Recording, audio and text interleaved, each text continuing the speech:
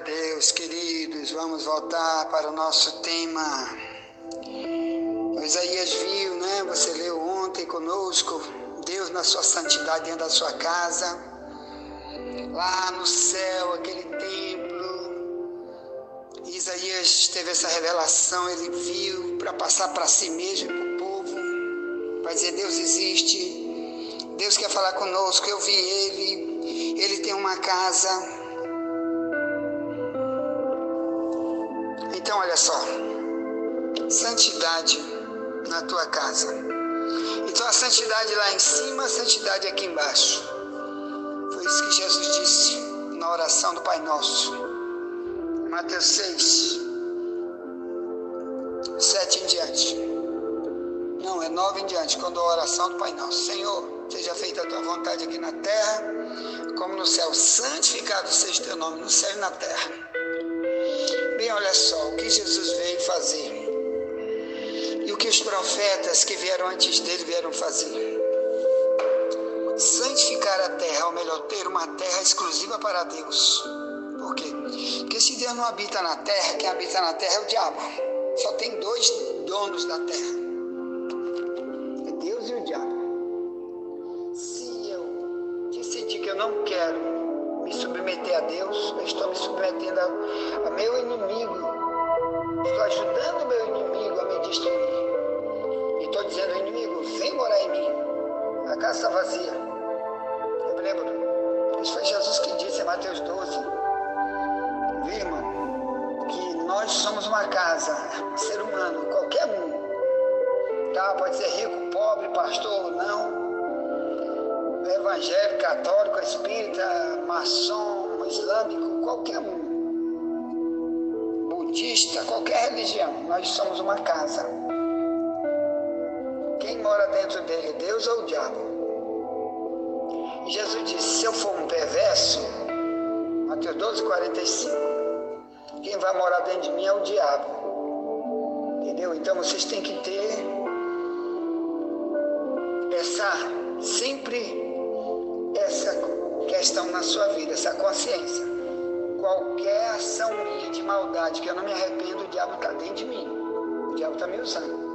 Qualquer tipo de maldade, que Jesus chama de iniquidade, que ele vai dizer um dia até para pregadores do evangelho que foram sentenciados ao inferno, ele vai dizer: aparta de mim, tu que pratica iniquidade. Senhor, mas eu preguei, expulsei demônio, curei enfermo no teu nome. Não te conheço. Aparta de mim, tu que pratica iniquidade.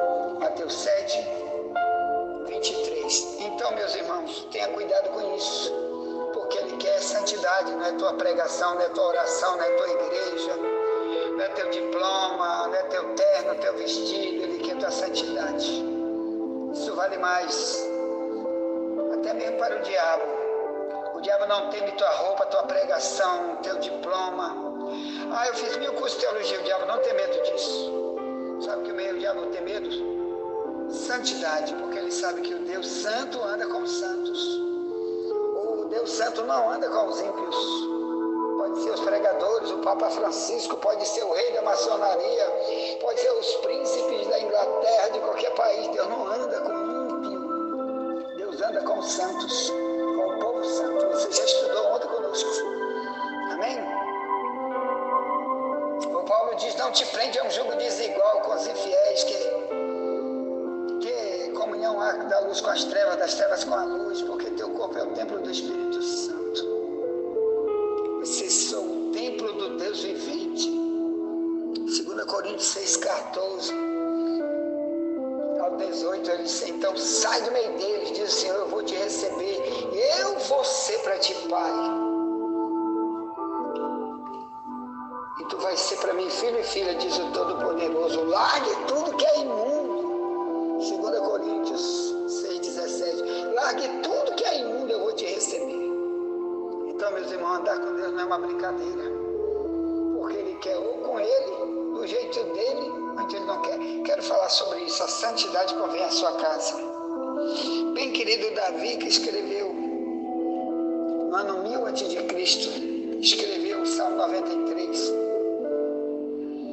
E ele era um homem que tinha profunda relação com Deus, embora, como eu e tu, às vezes nós pecamos também, nós erramos. Como disse João, se dissermos que não temos pecado, mentimos, enganamos a nós mesmos, mas se confessarmos nosso pecado, Ele é fiel e justo para nos perdoar os pecados e nos purificar de toda injustiça. 1 João, capítulo 1, 6 a 10. Então, meus irmãos, Davi cometeu erros, mas ele tinha uma relação com Deus. E uma das coisas que levava Davi a ter relação com Deus é não permanecer no erro. Ele errava, mas se arrependia. Rapaz, eu não vou mais fazer isso aí não, estou errado. Então, Davi falou de santidade. Santidade é se separar para Deus, dentro da casa de Deus. E ele diz que essa santidade, primeiro, era para sempre, quer dizer, nunca ia acabar. Em qualquer geração que viesse depois de Davi, ele estava deixando ali um testemunho para as outras gerações que vierem, que teria a fazer a relação com Deus igual Davi fez. Mas ele disse também no Salmo 93, 5, diz assim: muitos fiéis são os teus testemunhos. Por que ele disse isso? Porque ele já tinha ouvido falar de santidade, de outros que vieram antes dele, que viveram com Deus, e são testemunhos, assim como você, meu irmão. Você acha que se você não tiver um testemunho hoje, e se tiver uma outra geração amanhã, que eu acredito que não vai ter, eu acredito que o mundo não passa dessa geração, porque Deus vai destruir a terra antes, Ele vai tirar o povo dele, vai ter o que a Bíblia chama de arrebatamento. Mas vamos dizer que tenha mais uma geração daqui a 20 anos, 30 anos, 50 anos. Mas se você deixar um testemunho hoje escrito, como deixou Davi, ou se deixar no YouTube, ou se deixar para alguma pessoa que te conheceu de perto e ele sair repetindo: olha, teve um cara aí, uma mulher, que de verdade serviu a Deus, mas vocês aí dessa geração não estão parecendo com aquele testemunho que eu vi na vida, não é só na fala, na vida, de fulano ciclano que eu via há 20 anos atrás. Como a gente está vendo aí, meus irmãos, que o evangelho há 20 anos atrás não era como de hoje. Muitos pregadores hoje deixaram de pregar os testemunhos de irmãos que viveram a santidade há 20 anos atrás, há 30, 100 anos. Eu falo de santidade, que é uma palavra, no mínimo 1000 vezes ela existe na Bíblia, ou alguma ramificação dirigida para esse termo, santidade. Mais de 1000 vezes. Porque Deus é santo e quer santidade dos dele. 1 Pedro 1,16. E o verso 15 também. Então, olha só, eu quero falar disso aqui, a casa.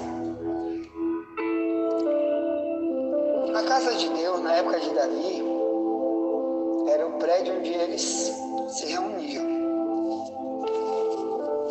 Essa casa, Davi dizia assim, o Salmo 69, verso 4, o zelo da tua casa me devora. Ele era muito zeloso, queria fazer de tudo para ajudar dentro da casa de Deus.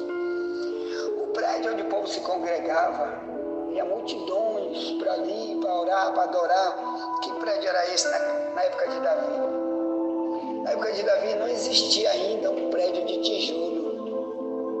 O prédio de tijolo só veio ser construído depois da morte de Davi. Quem construiu foi Salomão. Você vê lá 2 Crônicas 6 e 2 Crônicas 7. É a construção do templo, que até hoje Israel briga pela reconstrução desse templo. Que hoje em cima dele está a mesquita do Islã, dentro de Jerusalém. É assim que o diabo faz. Quando a pessoa está desviada, vem o diabo e fica dentro, fica lá. Irmão, assim como Jerusalém é o maior exemplo que existe para o crente desviado olhar e dizer: ixi, eu tenho que cuidar comigo. Porque se o diabo entrou em Jerusalém e está lá até hoje ainda não tirou o diabo de Jerusalém, imagine comigo não tive os testemunhos que Jerusalém teve. Os homens de Deus que passaram por ali eu não vi, eu não falei com eles, mas Jerusalém viu. Então, meus irmãos, depois da época de Cristo, 600 anos depois de Jesus, o muçulmano Maomé, através dos seus exércitos, enviou um califa para ali. O califa quer dizer o líder, substituto de Maomé. Maomé morreu. E um califa que dominou o Islã no mundo inteiro, chamado Omar, invadiu Jerusalém, derrubou o templo, destruiu tudo. Se bem que ali já tinha destruído, quem destruiu foi o templo, foi Roma. Logo no ano 70 depois de Cristo, ficou destruído para sempre. Aí quando o Islã chegou e disse: aqui não tem prédio, não tem oração, aqui não tem nada, eu vou morar aqui. Aí invadiram Jerusalém, dominaram tudo, mataram gente que nem presta, fizeram um lugar lá, um templo para os Islãs. Esse templo, o nome dele é Mesquita, que está espalhado no mundo inteiro. A terceira mesquita hoje, mais importante para o Islã, é dentro de Jerusalém. A primeira é em Medina,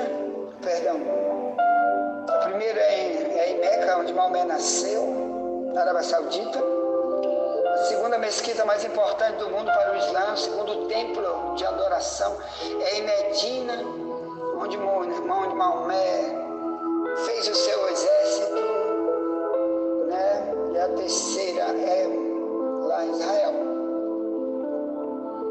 Então, olha só, o diabo entrou e ficou. Não tinha lugar, estava vazio, casa vazia, a oficina do diabo. Jesus já tinha dito isso em Mateus 12, 43 a 45. Quando Deus não está, o diabo vai estar lá. Então, o templo não estava lá, não tinha ninguém para proteger, não tinha ninguém adorando, não tinha ninguém servindo a Deus no templo. No lugar onde era para estar o templo, o diabo fez uma mesquita que já está lá. Israel está brigando a vida inteira para ver se destrói e reconstrói o templo. Então está aí um testemunho para nós. Então Davi estava dando testemunho agora para os outros, de testemunho de pessoas que ele viu, de Abraão, que se dedicou a Deus, de Moisés, de Josué, de muitos que foram líderes, de Samuel, que foi líder dele, de Davi, de Natã, que foi outro profeta, que foi homem de Deus. Então, Davi tinha muitos testemunhos para dizer: eu quero seguir esse homem, quero seguir aquela pessoa que foi homem de Deus, deixou para mim os testemunhos. Então, Davi sabia que a santidade convém na casa de Deus em qualquer situação. Então, ele também disse assim, alegrei-me quando me disseram: vamos à casa do Senhor. Salmo 122, verso 1. Um rei poderoso, mais de 1 milhão de soldados no exército, o homem mais rico do planeta, por causa do Deus tão tremendo que ele tinha, mas ele tinha isso aqui, ele se alegrava na hora do culto. Alguém dizia: Davi, está lembrando do culto? Está lembrando, Davi, hein? Mas, rapaz, é mesmo, que bom, tá na hora, não me deixa me atrasar. Peraí, eu tenho que chegar primeiro, porque eu vou me apresentar para o meu Deus. Como Paulo disse para Timóteo: procura apresentar-se a Deus aprovado. Apresentar-se para Deus. Amém? Procura te apresentar para Deus. Aleluia. Então, querido, vamos lá. A casa do Senhor. A casa do Senhor, meus irmãos, no Novo Testamento, é o que é a casa de Deus. Amém? Então, olha o que Pedro disse bem aqui sobre a casa de Deus. Aqui na casa de Deus, no Novo Testamento, tem qual? O prédio, onde as pessoas se reúnem. No Novo Testamento tem a casa de Deus, que é o corpo daqueles que verdadeiramente o Espírito Santo habita neles. Porque em Romanos 8, verso 9 diz: quem anda na carne não pertence a Cristo, não tem o Espírito Santo. Ele está sem Deus. Quem vive na a carne, carne é o eu que manda em mim, eu sou Deus. Ninguém manda, pastor não manda, eu sou Deus de mim mesmo. Negócio de inferno não existe, o diabo não existe. Se tiver para lá, para mim não. Ele é Deus, tá do eu, entendeu? Ele só vai saber disso quando ele se ajoelhar depois que morre. Então, depois que Jesus vier, ele vai ter que se ajoelhar e vai ver que ele foi enganado pelo diabo, o pai dele que mora dentro dele. Então, olha só, meus irmãos. Olha o que Davi disse. Então, tem a casa de Deus, tem a nossa casa, onde a gente habita, marido, esposa, filho. Viu? Vamos primeiro estudar aqui sobre eu, como templo do Espírito Santo. Então, 1 Pedro 2, pega a tua Bíblia aí. Carta de Pedro, logo depois de Hebreus, depois de Tiago 2, diz assim, verso 4 e 5 diz: chegando-vos para ele, a pedra viva, reprovada na verdade pelos homens, mas para com Deus eleita e preciosa. Vós também, como pedras vivas, sois edificados casa espiritual e sacerdócio santo, para oferecer de sacrifícios espirituais agradáveis a Deus por Jesus Cristo. Então está aqui. Se você e eu somos casa de Deus, se eu tiver a cara de pau de dizer Deus habita no meu coração, como tem muitos que não conhecem nada da verdade, diz, eu tenho Jesus desde que eu nasci, ele habita em mim, ele está no meu coração, mas não tem esse comportamento, esse testemunho que Pedro disse que era para ter aqui. Primeiro, sacerdócio santo. O que é um sacerdócio? Às vezes a pessoa pensa que sacerdote é uma expressão exclusiva para o pastor da igreja, para o apóstolo fulano. Aquele ali é um sacerdote. Não, aqui está dizendo que todos os cristãos têm algo chamado sacerdócio. Porque é uma comparação com a vida do sacerdote lá do Antigo Testamento.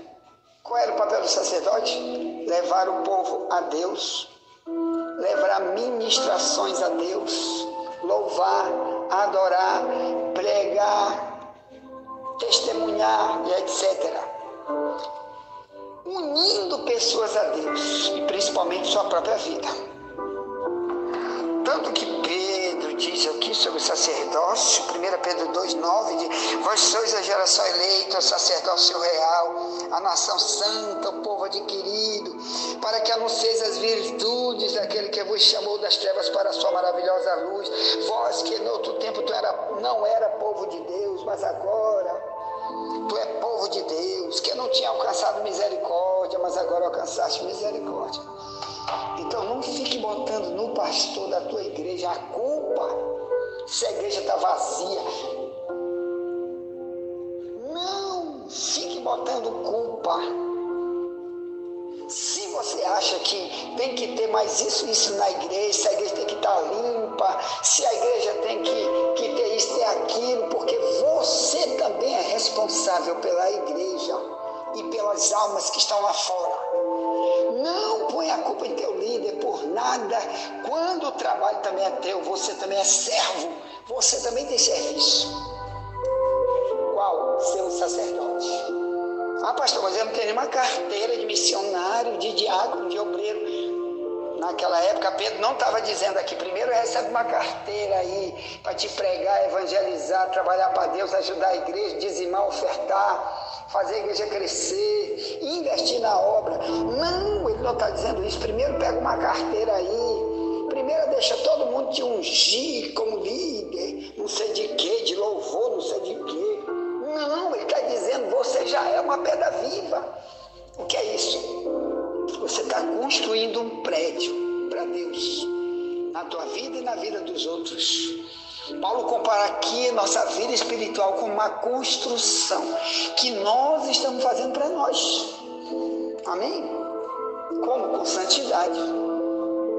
Não pense que eu vou fazer a igreja, vou ganhar alma, mas vivo mentindo, roubando, andando com uma piriguete e ainda vou para o céu porque eu estou trabalhando na igreja. Mentira do diabo, quem te ensinou isso? Uma vez uma irmã disse para mim: meu irmão, eu prefiro andar só de sunga na rua, dando um bocado de cachorro quente para pobre, do que botar aqueles vestidão para vir para a igreja, orar com hipocrisia. Eu digo, as duas coisas estão erradas. Tu servir a Deus como hipócrita, tu vai para o inferno do mesmo jeito, do que tu dar milhões de cachorro quente para os outros comer. Depravado, mostrando tua sunga, sua depravada. Nenhum depravado tem parte com Deus, porque a Bíblia diz que tu tem que ser santo em toda maneira de viver. 1 Pedro 15:16. Tu tá jogando fora teu dinheiro e teu tempo, o negócio de dando cachorro quente para os outros, andando de sunga na rua. Porque o corpo é santo, disse Romanos 12:1. Teu corpo é o sacrifício vivo e santo. Esse é o culto que agrada a Deus. Então significa que não é só no prédio, é fora também. Nós somos a casa de Deus em qualquer lugar. Deus habita em nós em qualquer lugar, então somos santos em toda maneira de viver. No corpo. Vamos estudar sobre isso. Já, tá certo, irmãos? Então não se engane com os filhos do cão, diz, não, na igreja eu posso botar o terno, a mulher pode botar aquele vestido lindão, mas sai dali, anda que nem uma Jezabel, uma mundana. Tu encontra uma mulher crente, um homem crente no shopping, na praia, tu diz, meu Deus, eu não acredito que se aquela mulher estava cantando lá, pregando, aquela missionária, aquele pastor, eu não creio, esses que estão de sunga, fio dental no pneu traseiro aí na praia, não acredito que o Espírito Santo está aí. Claro que não está. São pessoas carnais. A Bíblia diz que a inclinação da carne é morte. Romanos 8:5 em diante. Você está matando tua relação com Deus. Você está destruindo o templo do Espírito Santo. Está expulsando Deus da tua vida. Sendo igual ao mundo. Na igreja é igual. Os crentes lá fora vivem igual ao mundo. E não te esquece que dentro da igreja é 1 hora de relógio. 1h30, no máximo 2 horas dentro do culto. Lá fora é o dia todo, é um tempo maior, é lá fora que tu tem que ter tua luta e dizer não, aqui lá fora eu tenho que ser mais crente do que dentro da igreja, porque aqui do lado de fora que eu quero ser a luz do mundo e sal da terra, para atrair pessoas com meu testemunho para Deus, para Ele dizer o que lá em tua igreja, onde tu te congrega, lá eu quero ir, porque você mudou por dentro e por fora. Cristão, querido, é dentro e fora. É corpo também. Não é só negócio de coração. Deus só quer teu coração. Diga para esse mentiroso que diz isso, que a Bíblia diz que ele está mentindo. Deus quer o teu corpo todo. 1 Tessalonicenses 5:23. É santidade no corpo, na alma e no espírito. Então no céu tu não entra. Eu tenho que te avisar, porque multidão de falsos profetas está aí, dizendo, Deus só quer teu coração. Pode cantar, dá R$1 milhão que tu vai para o céu. É mentiroso. Dinheiro não salva ninguém. Tu pode dar R$1 trilhão para quem tu quiser, que isso não vai te salvar. Agora, se tu der o dinheiro e for santo, aí esse dinheiro lá no céu vai contar como galardão, como aumentar muito para ti, tá? Tudo que tu vai receber de Deus. Jesus disse que até um copo d'água que tu der para alguém, tu não perde teu galardão. Diz que se tu ajudar um profeta, só porque ele é profeta, tu vai ganhar galardão de profeta. É o final de Mateus 10. Então, se tu ajuda quem está trabalhando de verdade para Deus, ensinando a verdade, tu vai ganhar milhões de recompensa, mais do que aqueles que dizem, deixa para lá, deixa morrer sozinho, problema dele, eu vou cuidar de mim, eu sou desigrejado, estou na igreja, mas não sou igreja, estou cantando, mas não tenho Deus, eu tenho demônio que bota o egoísmo, a avareza em mim. Te desperta, vai orar para ver quem que está dentro de ti, meu irmão. Clama a Deus, porque isso aqui, o Espírito Santo é que vai nos levar para o céu. Se tu morrer hoje, quem te leva para o céu é o Espírito Santo, se ele estiver em ti. Efésios 4:30. Paulo diz, e não entristeça o Espírito Santo, porque é a marca com a qual tu está selado para o dia da redenção. Que pode ser a morte hoje, ou se Jesus voltar hoje, o arrebatamento. Um dos dois vai ter que acontecer para o crente. E o ímpio, coitado, infelizmente. Se morrer com o demônio, o diabo vai levar ele para a casa do diabo, que é lá o inferno. Tem misericórdia de ti. Vamos clamar muito, irmão, e vamos avisar para nós e para os outros. Envia essa mensagem para alguém, já voltaremos. Nunca te esquece, somente a verdade nos libera.